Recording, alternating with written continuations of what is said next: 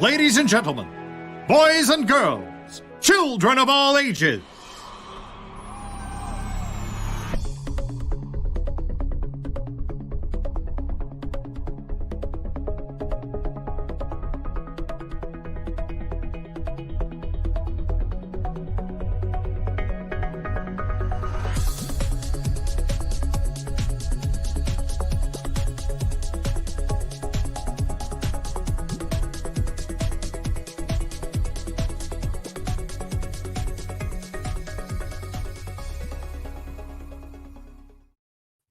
Good evening. It is Sunday, the 16th of August. It's 8 o'clock. It's time for another edition of MOCKDOWN, and I've got two fantastic guests for you tonight. More of that in a moment. You saw their names just whiz by, but let me just remind you that I always put a little plug out for the Equity Benevolent Fund because there's a lot of people in the entertainment industry are suffering during this time of global pandemic.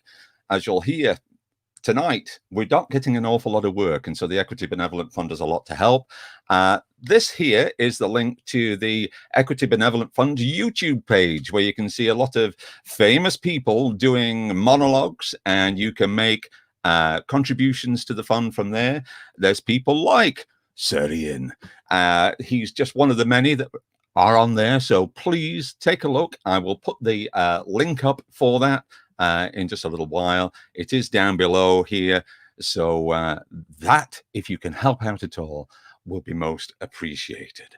There we go. Let's get to my guests with no further ado. My first guest up tonight is Charlie Dale. Now, Charles, let me bring his picture up for you. Here we go. There we are. Charles, born in Tenby and been doing this nonsense for 40 years, he says. Lots of stage appearances with the English Shakespeare Company. He's been on West End, Broadway, on telly in Coronation Street and Casualty, and many other bits of general TV shouting, and several films that have disappeared without trace. Funny, I've been in some of those too. Let's welcome him in. It is Charlie Dale. Here he is. Let's biggerize you. There we are. Hello. Oh, your mic's off. Is your mic off? I can't hear you, sir. I can't hear Charles at the moment. Can't hear Charles. I can't hear you, Squire. Let me move on to my next guest. I'll bring her in. Is he there? Is he there? I was talking to him earlier and everything was hunky-dory. But let me bring in my next guest, KATE RUTTER. What can I tell you about KATE? Well, KATE, been an actor in theatre, film, TV, and radio for more than 40 years. Film credits include Ken Loach's I, Daniel Blake, Mike Leigh's Peterloo, and The Full Monty. She's appeared in tons of telly, including His Dark Material, Scott and Bailey, Cold Feet, Affinity, Silent Witness, many, many more. She's appeared in all the major soaps, most recently as Coronation Street's tough cop, D.S. Sam Beckett. And KATE was appearing in Coriolanus at the Crucible Theatre when all of the pandemic nonsense broke out. So let's bring her in. Here she is. Hello. KATE, hello. Hi there. Can you hear us now, Charles? Oh, we still can't hear him. Oh, strange. I don't know what's happening. Ah. Is he logging out and coming back in again? Hopefully. We'll see what happens. And I've lost control of my mouse, so let's just get rid of that. Hello, KATE. How are you? Hi, I'm fine, thank you. How are you? I am very well. Good to see you this evening. Let's add Charlie in again. Hello, can we hear you now? Oh, hey.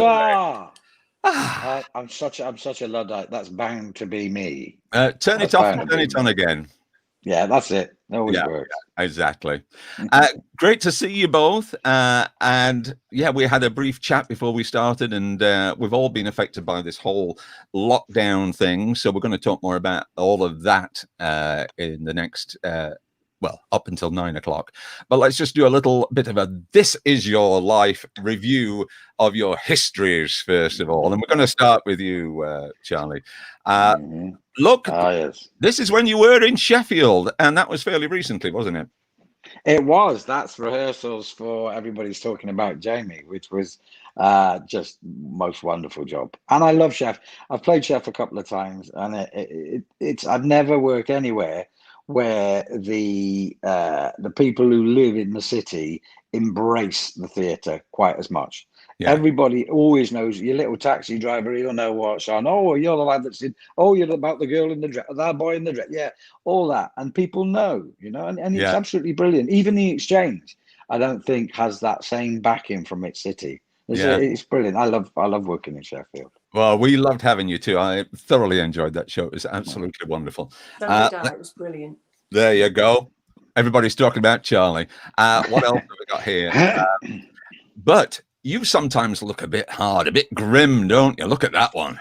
Oh, that's Father Horrigan. That is in the that's the bar at the Jacob Theatre on Broadway. That's when we did the Ferryman on Broadway. That's Father Horrigan there. Look at that. I've got his first line tattooed on my arm. Forgive me, why am I here? It's been a question I've asked for many years, and it just seemed fitting. The boys, you can always look down at it if ever you're lost. Yeah, exactly. I realized actually that once I was doing a self-tape, and I was standing there like that.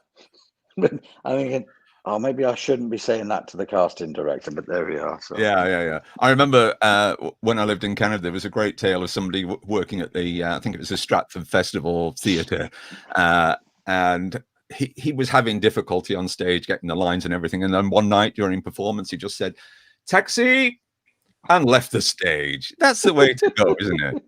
Absolutely. But we see you look happier at times. There you go. Your man.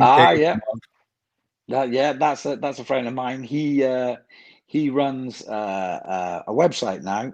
He used to work in the city, and he now runs a website testing motorcycle gear. So he's absolutely doing what he loves. So that's his website there. Man Cave, glorious. And then what have we got here? That's you, Beardy. That's me poeting, I think. Yes, I think it is. You wear a variety of hats. Do you choose hats for a particular poem? Well,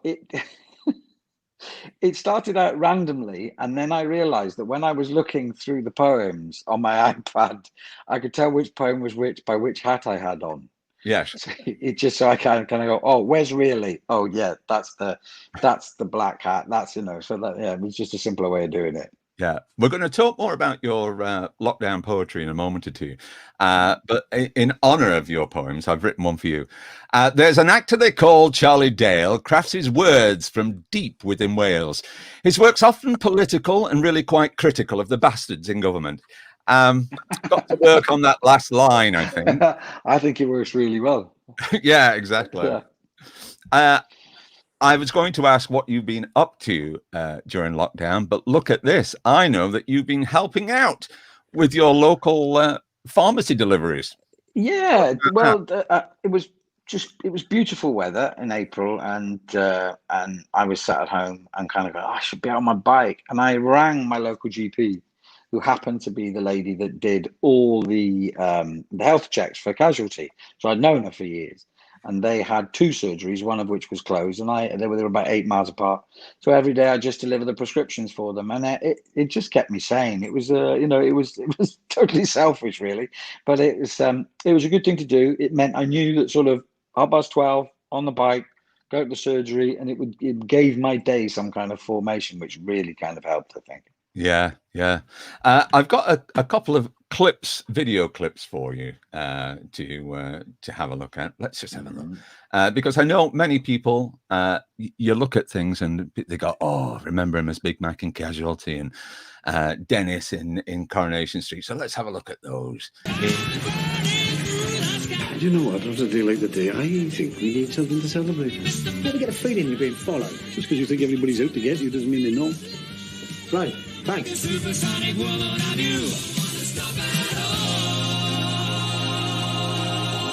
Goodbye, Bobby.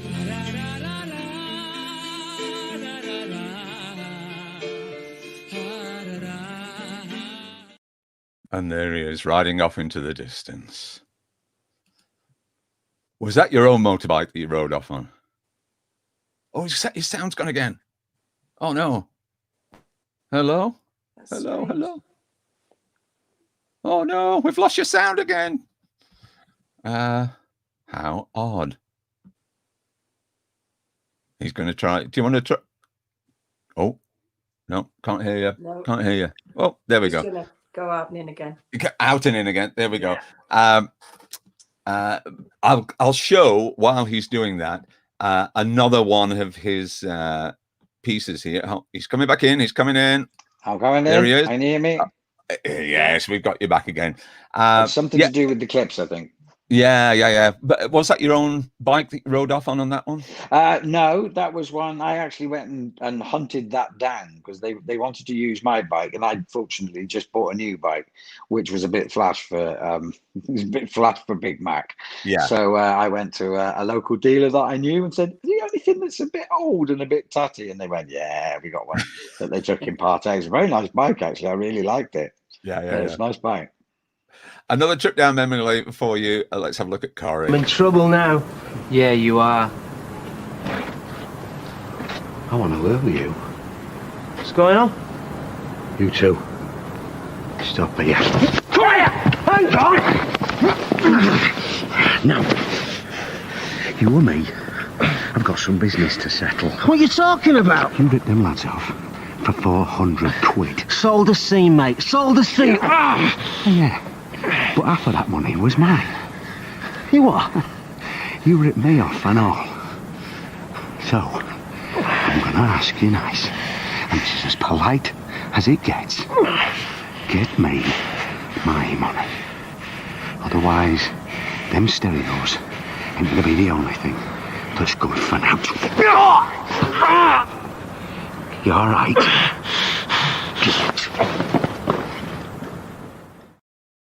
Oh, you brute. Oh, I say. Oh. I think we've lost your sound again. Oh, no. Oh, gosh. I don't know what's happening. I wonder if it's your Bluetooth that keeps disconnecting. It might be. Because there's more clips I want to play of him. I'm going to play one here. He'll catch the end of it, I'm sure. Because he talked about his Sheffield connection playing Sheffield earlier. But here.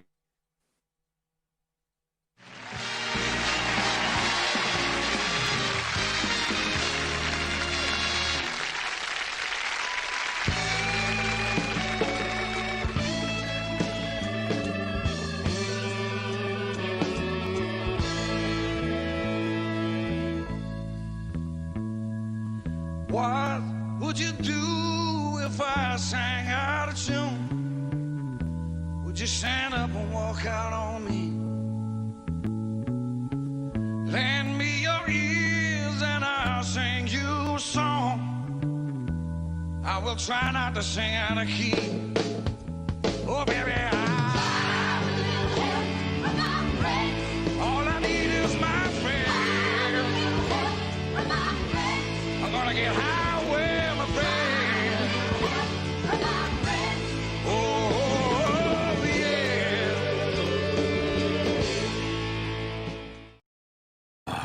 Grand.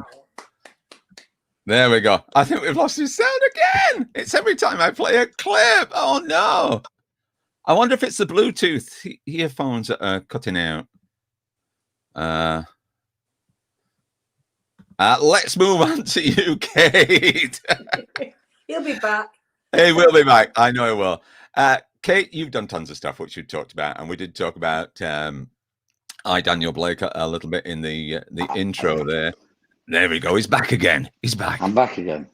Oh, cracky. Sorry about that. That was a lovely rendition, by the way. We enjoyed that. It was brilliant.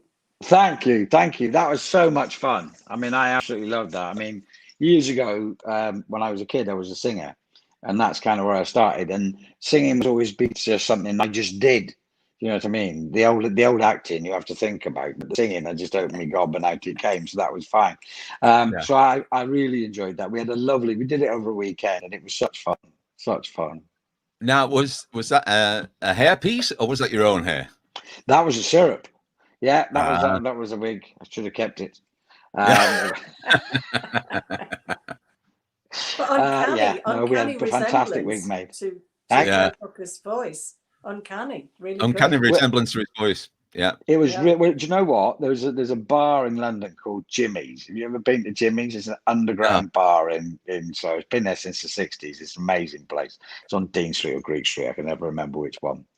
And I went in there one night, and this bloke came up to me, and he went, "I saw you on Stars in the Rise. It was amazing, just like Joe." And I was like, "Oh, thank you very kindly." He went, "I used to be his bass player," and I was like, "Oh, mate, Wow. thank you. That's amazing." Yeah. So, yeah. But it was just fun. It was just sheer fun. I know there was I used to smoke back then, so I smoked loads of fags to get there, to get my voice to the right place. there's a pub that used to be Lane Top in Sheffield. I don't know if you remember it. Yeah. It's one that he used to play a lot. It's been turned into a KFC now. Oh, I mean, how could they let that happen? That's And the really- Shire Green Working Men's Club, where the full Monty was filmed, it's in debate whether that is going to last or be pulled down or Yeah. terrible. It's shocking, isn't it? sign Really? of the times. Yeah. It is. I just started to ask Kate about some stuff. Let's have a look because we mentioned I, Daniel Blake. Here we go. There you are. Would that have been a premiere for that one? Yeah, that was the Newcastle premiere. That must have been quite an event. Absolutely lovely that he chose to open it up in Newcastle first, and then there was a London premiere as well. So it was great because it meant that all the people who'd been in the film who weren't necessarily actors could attend, and they were there in their glad rags, just having a fantastic time and celebrating the contribution which they'd made to the film, which was amazing. Yeah. Let's have a little look at a bit of your Daniel Blake because I do have a clip here. Let's hope we don't lose Charlie in this one. Let me find it. Here we go. Thomas Armstrong, please. Right, Mr. Thompson, who's your work coach? Hang on a minute, Thomas, hang on. Would you like to take a seat? Oh, I just need a minute. I'm just feeling dizzy, Come and sit down. Oh, cheers, thanks. Do you have any dependent children aged under 20 living with you? No, I don't. It's really important we get this filled in because we need to get the process started. Yeah. Excuse me, Anne. Can I have a word, please? Could you just give me 30 seconds, please? We're just Well, actually, can I have a word now in my office? Thank you. Right. Jesus, I'm getting into trouble now. I'm really sorry. It's me that should be sorry. You just carry on, you're doing good. So, what jobs have you actually applied for? It's a monumental farce, isn't it? You sitting there with your friendly name tag on your chest, and well, I'm not doing it anymore. I've had enough. Please listen to me, Dan. It's a huge decision to come off JSA without any other income coming in. Look, it could be weeks before your appeal comes through. You see, there's no time limit for mandatory reconsideration. I've got a time limit. And you might not win. You could lose everything. Please don't do this. I've seen it before. Good people, honest people, on the street. As soon as you have enough money for you and that baby, you can get out. Ah, fuck off. You're the one that needs kicking out. Fuck off. Get out of my sight before I kill you. You hit me, and I'll hit you back. If you don't shut up, you won't be here much longer. I can't now, me, if you want. Yeah, fuck off then. No, you get out. No, you won't, will you? Because you know nobody'd have you, because you know fucking good. Oh, shut up. Nice hair there, Kate. Was that your own or a wig? I think that was a syrup too. that was such an amazing shoot because it was Clio Barnard's The Arbour, and we shot it on Butterton Arbour in Bradford. Yeah. And a lot of the people who've known Andrea Dunbar and were family of Andrea Dunbar, and I was playing her mother in that clip, were actually standing there watching us filming it, and there were kids running around and flying past on bicycles. It was astonishing. It was such a great shoot. Yeah, it was lovely. Yeah. Can we still hear Charlie? Can you still hear me? Yeah, thank goodness. Yes, we can. Excellent, excellent. I have something else for you, Kate, because you did cause quite a bit of a fuss in the news last year. Okay, the woman in the red jacket. You talk about the Lib Dems as a viable alternative to Labour or the Tories. I'd just like to ask you, with 14 million UK citizens now living in poverty, do you regret consistently voting with the Conservatives in favour of harsh and uncaring benefit cuts? Oh, Oh, that was a... Oh, the questions asked about that. That woman in red, is she an actor? Isn't she a policewoman on Coronation Street? Yeah. She was in I, Daniel Blake. She was a Labour plant. We had all of that, didn't we? It was absolute nonsense, because the assumption there is, I mean, you know, to be attacked by the Daily Mail and the Sun, I wear as a badge of honour, obviously. Indeed. But, you know, to assume that because actors are actors that we can't ever have a political opinion is just rubbish. Yeah. And Equity was really good. Equity tweeted about it as soon as they knew I was under attack. It was, I wouldn't call it a Twitter storm. It was more of a little Twitter shower, and soon went away. But, you know, they immediately spoke up and said, oh, come on, you know, actors are entitled to speak their minds the same as anybody else. And I have no regrets about it at all. None at all. I remember it all happening. It was wonderful. The woman in red. There she was. Yeah. And prior to lockdown, you were in Corrie. Let's have a bit of that. I was just coming to find you, Gary. For what? Some new information has come to light about the factory roof collapse. What information? Would you mind coming down to the police station? We can discuss it there. I've got work to do, haven't I? So have I. I'd appreciate your help with it.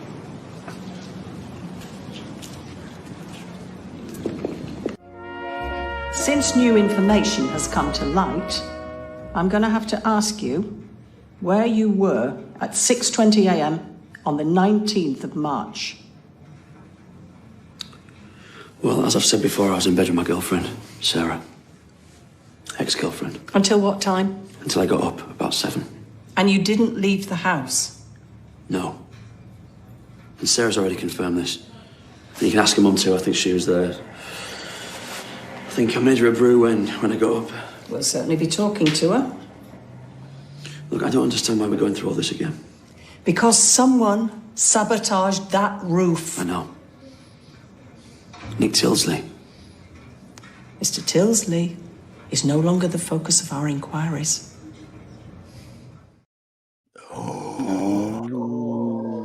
We know it's a bad one. Yeah. I don't know.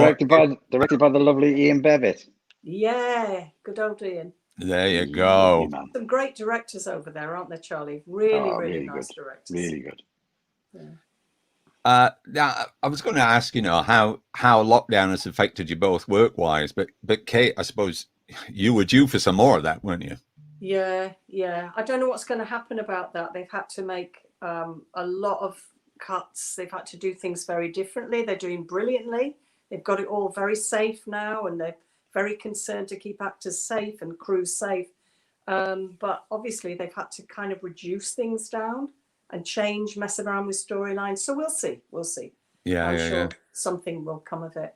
You know? Yeah. Unlike theatre, because you know when lockdown came, I was in Coriolanus at the Crucible, and you know that we lost half that show. We'd only just opened really and done. Yes, you closed the night I had a ticket for, actually. Yeah, sorry about that. Yeah, I was all looking forward to it, and you kind of, will it happen? Will it not? And then no, it didn't. But you know, it's disastrous for theatres because, and the worst thing is, as I'm sure you know, Charlie, that the theatres that have done the best in inverted commas at generating their own income, because grants have been reduced over the years, are now the ones really being penalised because they haven't got government money, and so all their earned income is gone, and there's no way of knowing when it's going to come back, when it's going to be safe. And you can't socially distance at a theatre like the Crucible. You would reduce your audience size so massively that there wouldn't be a show on earth that would be viable with that small an audience. So it really is. it's disastrous for theatres. And I don't think the government's quite realised this. You know, people think that there's 1.97, whatever it is, billion going to the arts, but actually, for most theatres, that's just enough to keep the theatre running without any shows in it. None of it is going to the actors, in case anybody thought it was coming to us. It really isn't. I know. You know, they're going to have to help out a lot more than this if they want any culture in this country. Well, that's why I always give the Equity Benevolent Fund a plug, because, you know, there it is. A lot of people have had to turn to it and ask for money, and it's very, very hard. The links are down there if you want to give something. There's that one there, and there's also the YouTube channel. You can, if you want to get something for your money, have a look at that. Have a look at the videos, and then you get to see something as well. So, and there's some great monologues on there. So it's really worth a watch. You know, Charlie, what about you? Have you lost stuff during the pandemic? I was very fortunate. I've sort of bookended. I just finished a thing called The Pembrokeshire Murders, which is a bit like the White Farm Murders. It's based on a true story, which was a 3-parter for ITV, playing a copper, called Gareth Rambo Rees. Bless him, who I look alarmingly like, which is very good. And then we literally finished that 3 days before lockdown. So that was very fortunate. And then I had a job which I was due to go on to, which was meant to be in April, which was Unforgotten, which hopefully starting up again on the 21st of September. But with all the tests in place, I've got to be tested, I think, a week beforehand, and then 2 days beforehand, and then be in isolation, and then do all that. And so you know, it's just worked out sort of quite well. But having said that, of course, obviously in the middle, you got 4 months with absolutely nothing coming in. You know, that's just how it is. You know, and so many freelancers have fallen through all the support schemes. They don't qualify for the pay-as-you-earn furlough. They don't qualify for the self-employment scheme.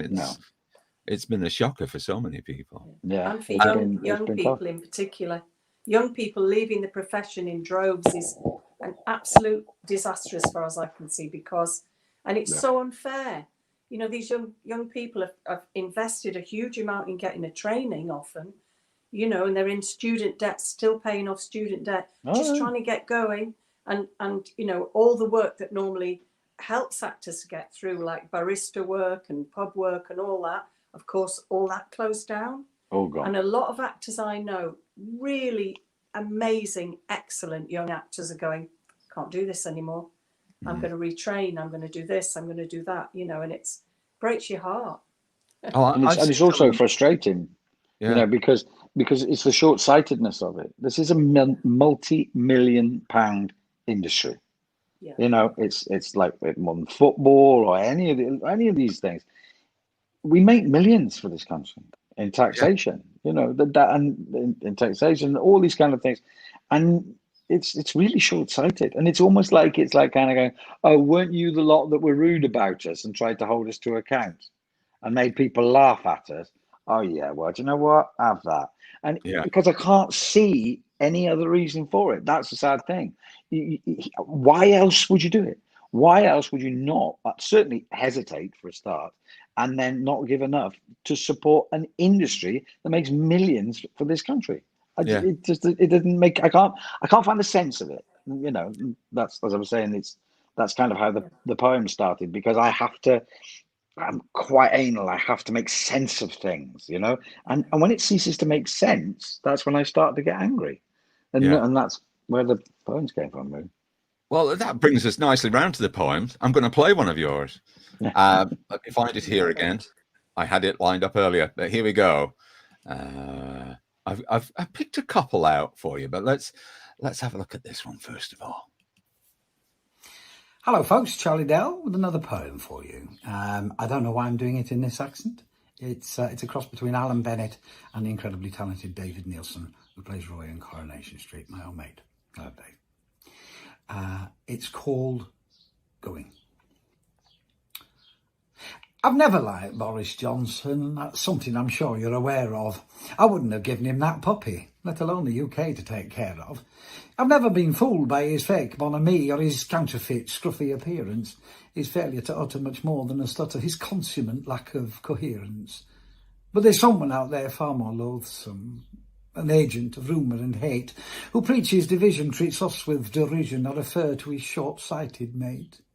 Now, they say that Cummins is clever. We've heard it again and again. A genius of organisation, head and shoulders above other men. So why did he drop such a bollock and completely ignore his own ban? To blame you and I for the people that die his desired herd immunity plan? If we take what he said at face value, he went driving to check out his eyes. Surely after a mile, that's the end of the trial. Turn around or the whole thing is lies. There's simply no need to go further. Just find a nearby cul-de-sac. 2020, that's great. If not, pull over, mate, and let somebody else drive you back. So now people just don't give a monkeys. It's happening wherever you look. They say, I'm just doing what Dom did. Can't touch me, been let off the hook. It's clearly no heart, but he thinks he's so smart and got more guile than a whole slunk of foxes. But because of this man, people go for a tan and then crap in their takeaway boxes. This COVID is real. I don't care if you feel that you need to go to the beach. For some it's too late. I just buried a mate. At 1 metre, you're well in its reach. So don't do as they do, for whichever is true, that they lie or they don't have a clue. For beneath our contempt, they still think they're exempt. And they don't give a shit about you. Oh, love it. Bastards. Yeah, exactly. Yeah. Yeah. I've no idea whether it's bizarre. People sort of say, you're going to write another one. We need another one. We haven't had one for a week or whatever. You're going to write another one. I haven't got a clue. It literally, a word or a phrase will drop. And I think I'm saying Steve Avets, the actor, brilliant actor Steve Avets, he just said something on Twitter. We were chatting and it just made sense and struck the first one. That was the first poem. And then they just kept coming. Yeah. I think what's great, there's two Twitter feeds that kept me going during the whole lockdown period. There was yours and the poems, and Tony Ordenshaw's In the Shed videos, which I absolutely loved. They were beautiful, beautifully crafted. They were funny. It was wonderful. And those two are, you both on my alerts. So whenever there's a new tweet comes out, it's always worth a look. I think they've been mostly about moving house for the last 2 weeks. So Yeah. But we'll get back. There's a couple brewing. So exactly. In the back there somewhere. Keep them coming. Yeah. We'll keep trying. I've got another one, which I think is particularly relevant, with all this distraction that we've had from the migrants in dinghies episode. So let's have a quick look at this one. I'm really not a racist, but all lives matter, say. I'm really not a racist because I won't drink Yorkshire tea. I'm really not a racist, they look better down a gym. I'm really not a racist, but it's well known they can't swim. I'm really not a racist, do we have to make amends? I'm really not a racist, I've got loads of coloured friends. I'm really not a racist, no, I think this country's fair. I'm really not a racist, oh, can I touch your hair? I'm really not a racist, but you're not our type ideally. I'm really not a racist, but where'd you come from, really? I'm really not a racist, on the phone you don't sound black. I'm really not a racist, ever thought of going back? I'm really not a racist, must be cold for you outdoors. I'm really not a racist, that's a nice car, is it yours?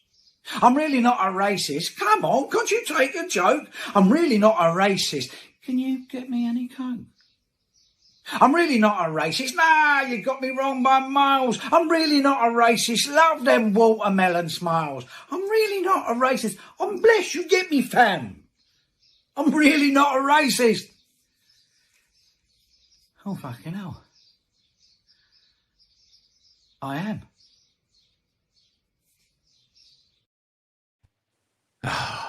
Great stuff. Oh, thank you. Great stuff. That was the day after George Floyd was murdered. I got really, really angry and upset and just got really mad. And I wrote a poem, but not that poem, another poem. But it didn't about that.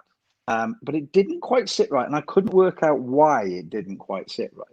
So I sent it to a couple of mates of mine, and because they're mates, they're very supportive, and they were like, "Yeah," but I could feel this little thing in the back of their heads just going, "No." And then I realised it was about my anger.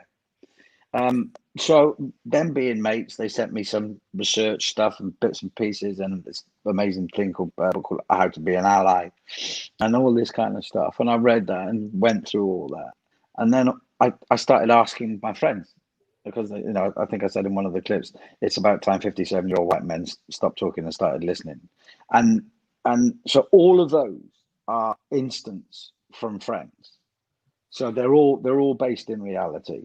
And some, I'll be honest, in the past, I've been guilty of myself. Like black blokes look better down the gym. Muscle looks better on black men. Yeah. But from the point of view from one of my mates, he was like, why would you say that? It's like, it's insulting. And yet we think we're being complimentary. It's like, can I touch your hair? It's like people, not many. I've had so few negative comments about my poetry. It's unbelievable. I mean, that actually got 2.5 million views, just under 2.5 million views on Twitter. Wow. And like I've had 2 comments. I mean, it's just going, oh, some bloody rich white man talking about blah, blah, blah, blah, blah, which was from another white bloke. And it's been so positive, but it's like, I don't want to be treated like a dog. It's like, but your hair's lovely. And what I'm saying is your hair's lovely. Yes, but you're treating me like a dog. You're stroking. It's like, and so it's, we don't, some of those we do. I mean, like the Yorkshire tea reference is this ridiculous woman who, when Yorkshire tea said they were supporting BLM, she said, well, that's that then. I'm just going to have to drink Tetleys from now on. Ridiculous. And Tetley said, we support it too, yeah, off your pot, not RT either. Thank you. And you just go, and it's great. And so yeah, so that's what it was. But I mean, and then I sent it to Dr. Val, who's there's a reference at the beginning of that, and she said, look, I'm really interested. I know you're a 57-year-old white man, but I really want to hear what you say. So I sent it to Dr. Val, and I said, Val, what do you think? And she's a teacher in Birmingham. Headmistress in Birmingham, and she said, I think this is absolutely lovely. I think it's wonderful. I've heard every one of these. Please put it on. So I put it on. But yeah, that's one. I got retweeted by Ice-T and Missy Elliott. That was my claim to fame. Oh, yeah, there you go. I'm down with the kids. You are indeed. My son was in a state of shock. He thinks I'm totally ridiculous. So there we are. Well, I not only love the writing, but it's the delivery. It's very, I don't know, you just got it, and it's they're wonderful pieces, I think, they're lovely to watch, listen to, lovely words in them. I think because I'm an actor, I think the character comes before the poem. It's sort of, it's the character that informs the poem in a way. I mean, I'm really not a racist. That's got a sort of London stroke estuaries accent because we just had the Protect Winston's statue demonstrations, and that was a bloke going, I'm not a racist. And so that's kind of him, Somebody said, oh, he's denigrating the working class. Well, mate, I've got mates who talk like that, and if you call them working class, they punch you in the face. Do you know what I mean? They're kind of very aspirational, but they still talk like that, So it's just, I think, as I say, if the character comes, and then the sort of poem comes along with it for the ride. Yeah, well, I'm glad you've kept busy with those during lockdown, because they're wonderful. And there's more to come, you say? More to come? Hopefully, I'm working on a very big one at the moment, which I had to take a break while I was doing the moving of the house thing. Which is based on the Led by Donkeys time frame, which shows how appallingly they dealt with the coronavirus. But that's that's a big old unit, that one. So that'll take a while. But yeah. What sort of stuff have you been doing in lockdown, Kate? Pardon? What sort of stuff have you been doing in lockdown? I know some of them because I've edited some of them. Yeah, we did a thing for. I'm part of a theatre collective called Next Left, which we got together in response really to something that a pal of mine, Julie Hesmondhalgh, had started in Manchester and called it Take Back Theatre. And it's fast and furious, immediate response to world events theatre. What happens is we put out a brief to writers on a particular topical subject, And the first one we did was about the last general election. And we put out the brief, and everybody was so low, so demoralised, that we put out a brief. Will you write us a 6-minute piece on the subject of hope? And lots of young writers sent us stuff in, and of those we just selected, I think about a dozen pieces. Got actors together, professional actors together, 1 hour's rehearsal with a professional director, and then we put that on script in hand. And so obviously we couldn't do that in lockdown, but we wanted to respond, myself, Nadia, Imam, and Melanie, oh God, I've forgotten her Crawley. name. Crawley. That's the three of us that make up the theatre company. And we said, well, what can we do instead of doing something where we have to be in contact with each other? So we put out a brief for some monologues, please, on the subject of lockdown. And we got some great stuff in. We had stuff from Bryony Lavery, a fantastic writer, from all sorts of writers, young writers, established writers. And people just did monologues, and it worked brilliantly. And in the end, we had how many, Dave? About 1, 2, 3, 4, about 8, I think, monologues. In total, the piece was 38 minutes long, because again, if you're doing stuff online, you've got a smaller time frame, or you lose people's attention. But it was really good because we were able to put out work, unpaid, albeit unpaid work, because we don't have funding, to young actors and young writers, just to keep people ticking over and make sure people knew they weren't alone, and give people a voice about what was going on. But it really took it out of us. Everything was so much more difficult. Every meeting had to be on Zoom at that time, communication was really difficult. We were just finding our way around all that. And so whether we'll do another one soon, I don't know. Maybe we will. Maybe we will. Got a comment here on your poetry, Charlie. Brilliant. Hey. Okay. There we go. Thank you. Too kind. And then another comment here. Might Kate follow Glenda Jackson's example and run for a seat as a Labour MP? At the moment, I'm very unhappy with what's going on in the Labour Party, so I wouldn't be going in that direction. I'm very unhappy about the way this report is being suppressed onto the sort of undermining of the Corbyn leadership that clearly went on, and that information is being suppressed, and I'm not at all happy about that. So for the Labour Party, I don't think so. I feel the same. I mean, it's, that report was done, and it seems that staff and the more right of the party deliberately threw an election. We could have not have had this Conservative government at this moment if that hadn't have happened. Yeah. Appalling. It is indeed. She also says both of you should run. So there you go, Charlie. Would you consider it? Yeah, go for it, Charlie. I don't think I could. I don't think I could live with the limitations. I don't think I could live with the whip. That's fundamentally it. And I was very torn. And I actually did feel sorry for certain MPs at the time, because you're representing a constituency that is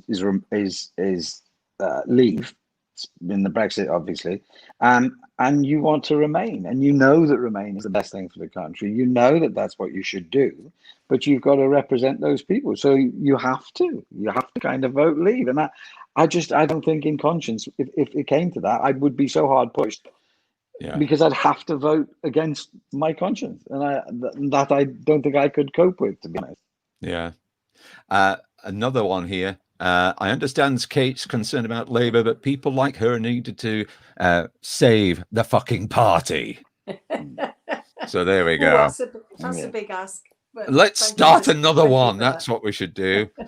You brought up though. Let's divide the vote even more. I know you brought up though that dreaded Brexit topic, Charlie. Yeah. I mean, didn't Wales go for wanting to leave in general? I mean, which is totally ridiculous, as there's large parts of Wales built with European money.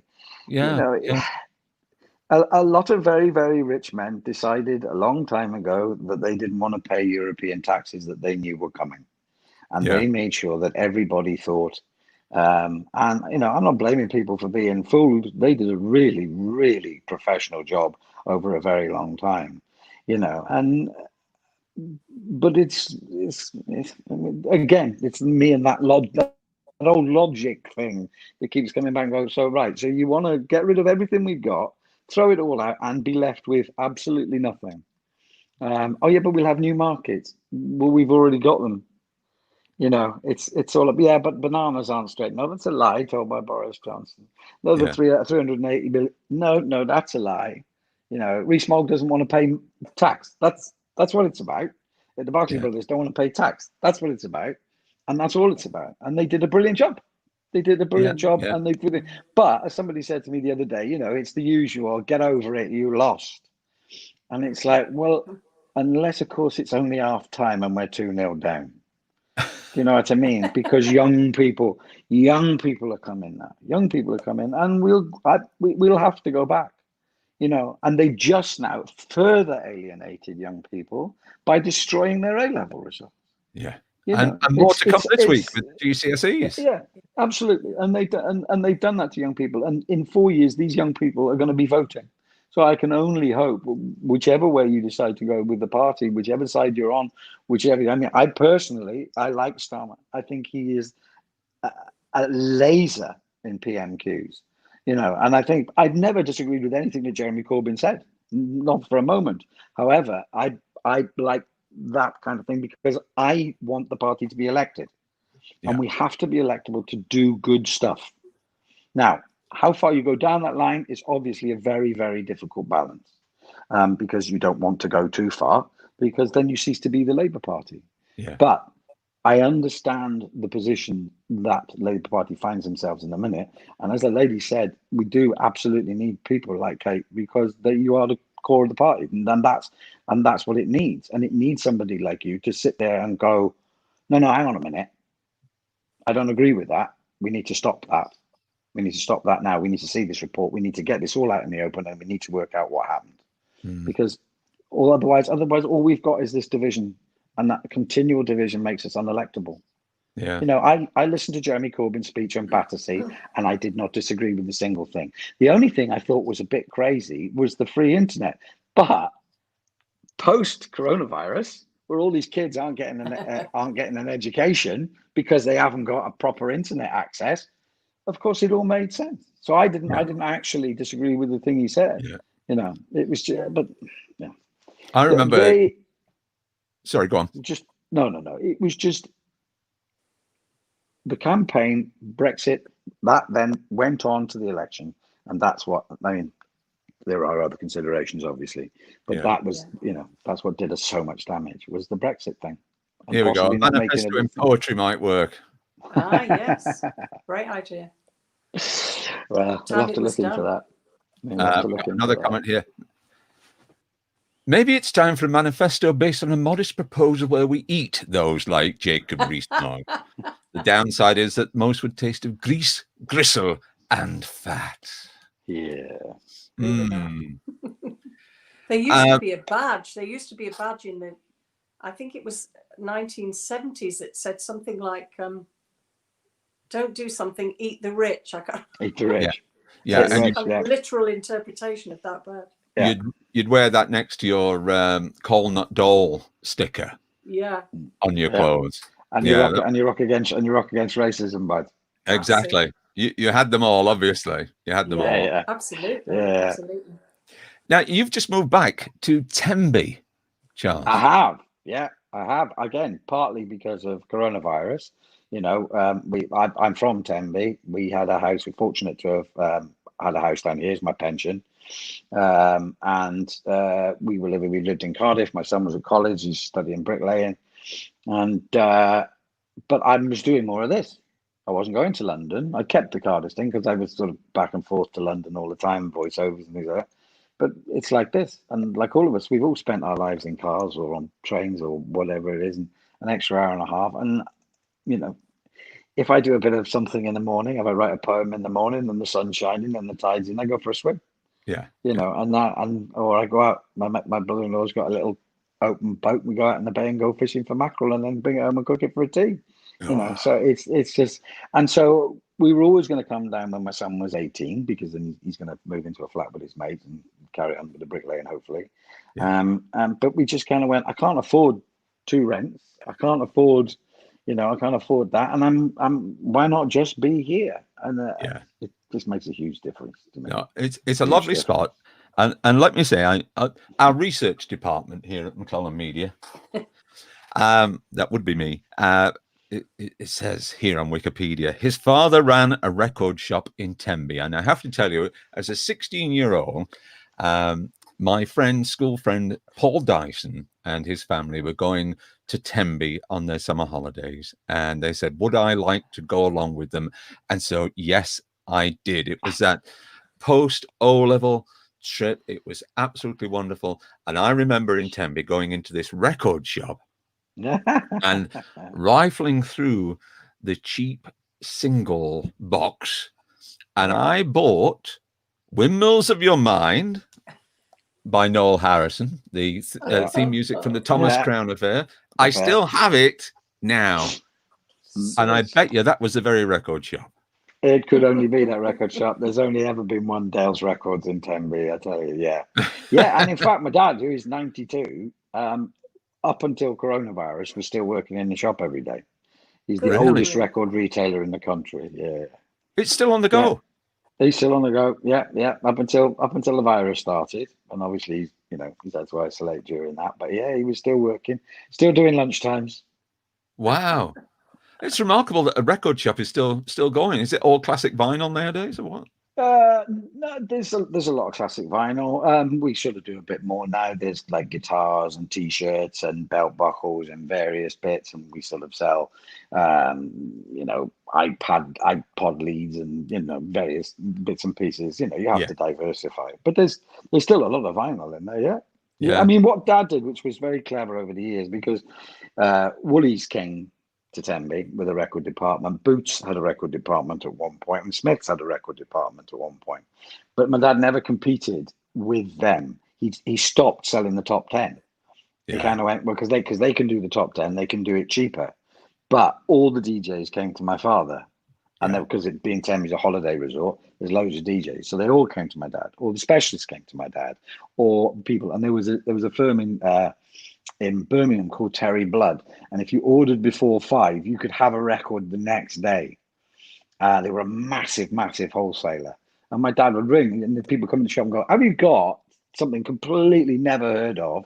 And he'd have a quick flick through these massive tomes of these record books, and he'd go, yeah, I can get that. And he would ring, and they would have it. So he managed to keep that kind of service going, and that's how he survived. And Boots stopped, and Woolworths stopped, and Smith stopped, and they all stopped selling records, and my old man kept going. So yeah, he did really did well.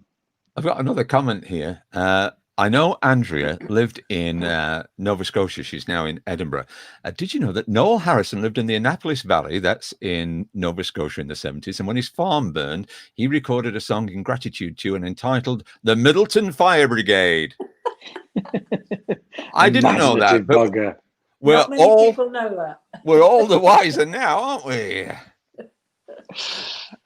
So as we're kind of lurching out of this lockdown and schools are about to go back, how are the next couple of months looking for you both? Kate, what do you think? Oh, well, I think if the second wave doesn't come, then hopefully gradually start going back to work, start doing more, start going out more. I mean, otherwise I might murder the old fella. I don't know. I found out how much he sings and whistles all the time during this period, which I hadn't really noticed before. There he is. And he's on a warning. I said, listen, you can't be singing and whistling because we'll hear you. Isn't he lovely? Anyway, so hopefully we'll be getting out to more do's like this, and hopefully he'll be able to get his hair back to that kind of cut instead of hippie man next door. Oh, he's got a mullet now, has he? Oh, it's terrible. It's like, what does he look like? He looks a bit like, oh God, who would it be? Somebody like Michael Heseltine, with all that hair. Oh, No, good Lord. horrible thought. So otherwise I should take to it with the kitchen scissors unless he gets to the barbers this week. Yeah. And you've got a holiday planned? Oh yes, we've booked a caravan in Cardigan Bay, just up the road from you. Yeah. So I might come and wave at you, Charlie. But well, the old man's record shop's still there. We will be if you come to Tenby. Just make sure you get hold of me because we'll take you somewhere nice for breakfast. My favourite cafe in Tenby for breakfast. There you go. Oh, smash it! Yeah, can't say better than that. Right on the beach. It's lovely. Dennis's lovely. Ideal. You're on a promise. A bit of advertising. And apparently, one of the boys from the Stereophonics said it's got the best coffee in Wales. So there you go. That's exciting. Wow.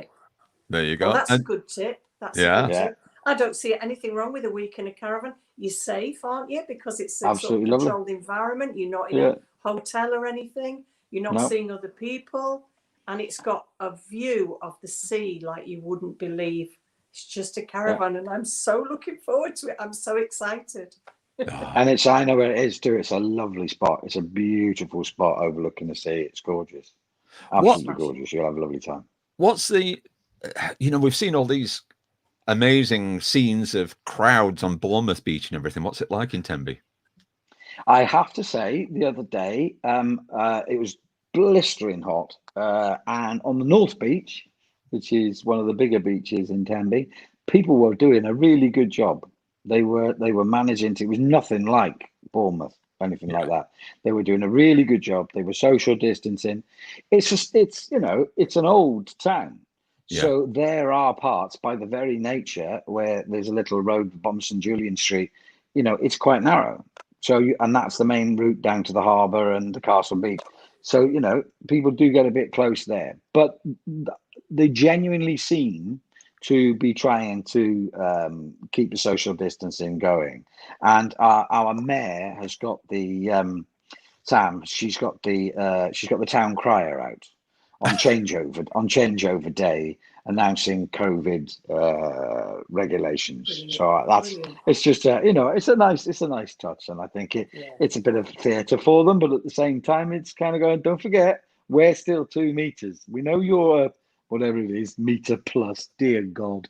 But, we know that. I explained to somebody the other day that from my shoulder to my fist is about meter plus. My husband has taken to going out with a long stick. literally pokes joggers that get too close. Like this. He's like this. Fantastic.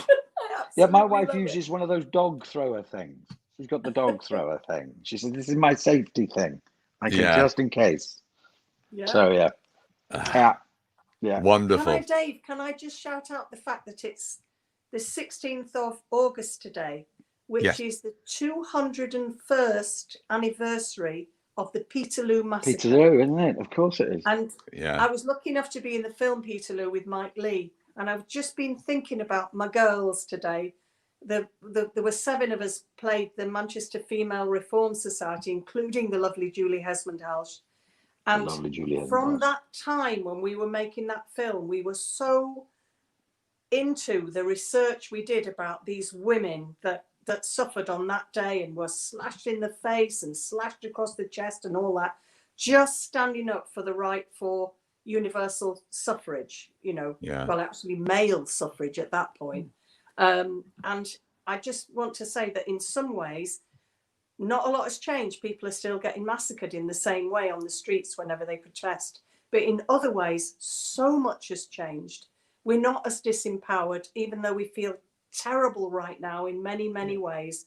We can still protest, and we must still protest, particularly at what Charlie was saying about the appalling way this government has handled the COVID crisis and the at least 30,000 unnecessary deaths that has caused. So get out there, everybody, and keep up the protest for Black Lives Matter and for everything else that's wrong. Socially distanced protests with masks on. Why not? Yeah, exactly. Exactly. I think we should leave it on that then. We're fast approaching that 9 o'clock hour. Thank you so much. Let me give another reminder that If you are able to help the Equity Benevolent Fund at all, the link is down at the bottom there.